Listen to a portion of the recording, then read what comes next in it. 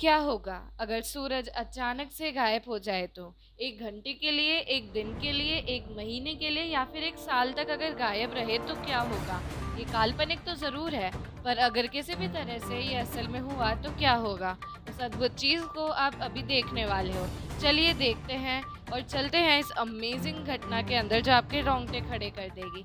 चंद्रमा के साइज़ का एक बड़ा स्पेसशिप सोलर सिस्टम के अंदर आ चुका है। धरती के लोग इस बात से बेखबर हैं।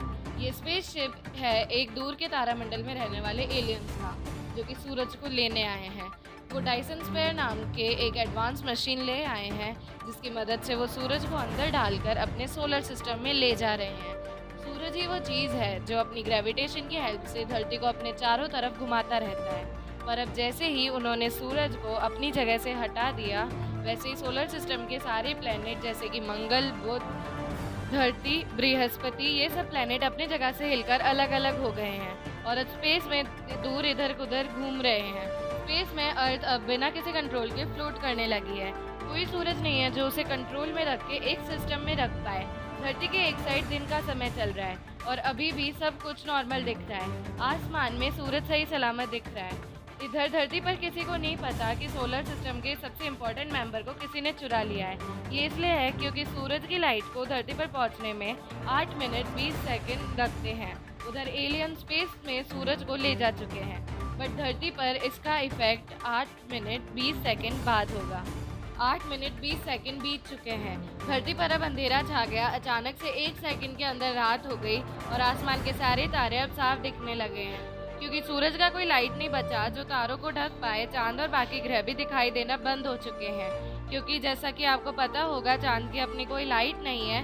सूरज की लाइट जब उस पर पड़ती है तभी हमें वो दिखता है, बट क्योंकि अब सूरज गायब हो चुका है इसलिए चांद भी नहीं दिख रहा। इस घटना का असर सबसे भयानक तरीके से पेड़ पौधों पर पड़ा है। सूरज की लाइट की हेल्प से पेड़ पौधे जिंदा रहते थे। एक प्रोसेस चलता था जिसे फोटोसिंथेसिस कहते थे, पर जैसे ही सूरज गायब हुआ अब लाइट नहीं है, इसलिए पेड़ पौधे ऑक्सीजन नहीं प्रोड्यूस कर पा रहे हैं। अब 1 घंटा बीत चुका है। आधी दुनिया को समझ नहीं आ रहा कि आखिर ये क्या हुआ। जहाँ रात थी वहाँ भी खबर पहुँच चुकी है कि धरती के दिन वाले साइड में भी रात हो चुकी है। पूरी दुनिया इस घटना से हैरान है। टेम्परेचर धीरे धीरे गिरने लगा है। धरती धीरे धीरे ठंडी होनी शुरू हो गई है, पर धरती के अंदर का जो कोर है उसके चलते धरती अभी भी अच्छी खासी गर्म है और ज़्यादा फर्क नहीं पड़ रहा है। अब 24 घंटे बीत चुके हैं। हर कोई सनराइज की उम्मीद कर रहा है, पर सुबह के 8 बज गए हैं, बट अभी तक कोई सूरज नहीं निकला। गवर्नमेंट भी कुछ नहीं कर पा रही है क्योंकि ये घटना इंसानों के हाथ में नहीं है। तापमान 8 डिग्री सेल्सियस तक नीचे गिर गया है। पेड़ पौधे और जानवर अचानक से इस मौसम के चलते कमज़ोर होना शुरू हो गए हैं। सारा सिस्टम नष्ट हो चुका है, पर समुद्र के अंदर के जो जीव है उनमें कुछ चेंजेस नहीं दिख रहे हैं। उनके लिए उनकी दुनिया अभी भी वही है। अभी भी जगह जगह पर थोड़ी गर्मी बची हुई है, क्योंकि धरती के एटमॉस्फेयर की खासियत एक यह है कि वो सूरज से मिली गर्मी को कुछ दिनों के लिए अपने अंदर रख सकता है, जिसके चलते ऐसी नौबत नहीं आएगी कि हर जगह बर्फ़ ही बर्फ़ हो जाए। पर यह स्टोर्ड गर्मी सूरज के बिना सिर्फ 3 से 4 दिन रहेगी। 7 दिन बीत चुके हैं। अभी भी धरती पर अंधेरा छाया हुआ है और टेम्परेचर माइनस में पहुंच गया है। -20 डिग्री सेल्सियस जिसका डर था वही हुआ। 0 डिग्री में पानी बर्फ बन जाता है। अब पूरी दुनिया की टेम्परेचर -20 डिग्री सेल्सियस है, इसलिए अब पानी लिक्विड तरल रूप में मौजूद नहीं है। टीवी और इंटरनेट अचानक से बंद हो गई, क्योंकि सैटेलाइट जिसकी सूरज की रोशनी से पावर मिलती थी, सोलर पैनल के ज़रिए उनकी पावर ऑफ हो गई। किसी भी तरह से हाई पावर बैटरीज की हेल्प से वो 7 दिनों तक तो चल गई, पर अब साइंटिस्ट ने कभी ये नहीं सोचा था कि सूरज नहीं रहेगा, ऐसा भी दिन आएगा। इसलिए उन्होंने कुछ बैकअप प्लान नहीं बनाया था। दुनिया के जितने भी समुद्र और नदियाँ हैं सारी की सारी अब तक जम चुकी है। -20 डिग्री सेल्सियस टेम्परेचर के चलते पूरी दुनिया की बिजली अब चली गई, क्योंकि जिस डैम के पानी से बिजली बनती थी वो अब जम चुके हैं। इसलिए मोबाइल फ़ोन टावर भी ऑफ हो चुके हैं और लैंडलाइन फ़ोन्स भी बंद हो गई, क्योंकि इस दुनिया को ऑन रखने वाली बिजली अब गुल हो चुकी है। सिर्फ कुछ जगह बिजली बची है जहाँ पर दूसरे माध्यमों से बिजली बनाई जाती है, पर धरती का पूरा सिस्टम इधर से उधर होने के चलते वो भी सिर्फ कुछ दिनों में बंद हो जाएगी। लोग अपने रिलेटिव से फ़ोन पर बात नहीं कर पा रहे हैं। इंटरनेट और फ़ोन से जुड़ी वही दुनिया अब पूरी तरह से डिस्कनेक्टेड हो चुकी है। ज़्यादातर पेड़ पौधे तो मर चुके हैं।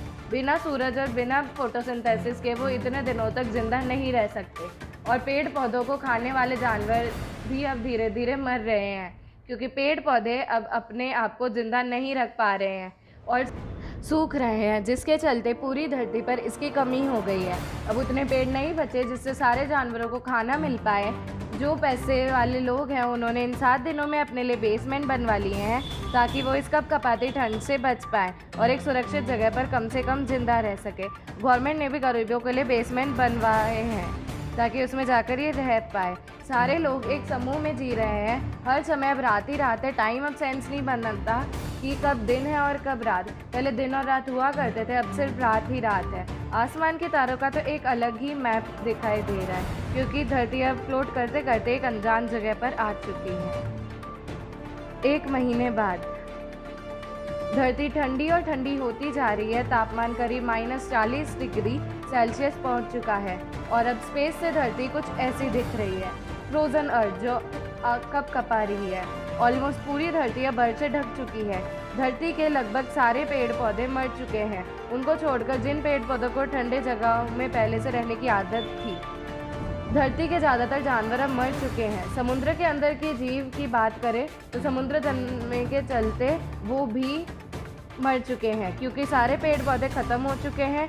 इसलिए कार्बन डाइऑक्साइड की मात्रा अब हवा में 1 महीने बाद इतनी हो चुकी है कि हर एक सांस अब सिगरेट के धुएं जितनी खतरनाक हो चुकी है।